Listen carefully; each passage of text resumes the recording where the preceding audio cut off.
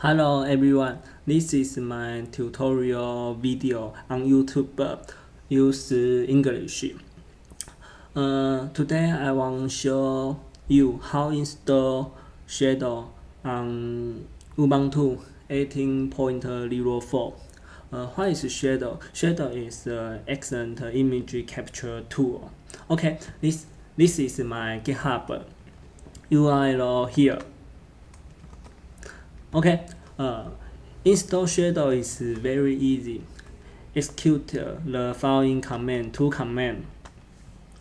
Because on Ubuntu 18.04, you want to find that the edit option is unavailable. So, how to fix? Run following command to fix. Okay. 3 package, download directly and double click to install.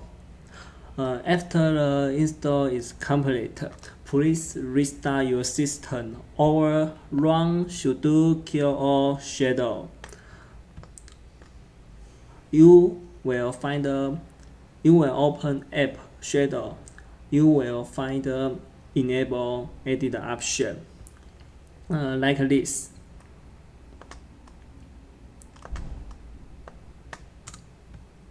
See, edit option is enabled.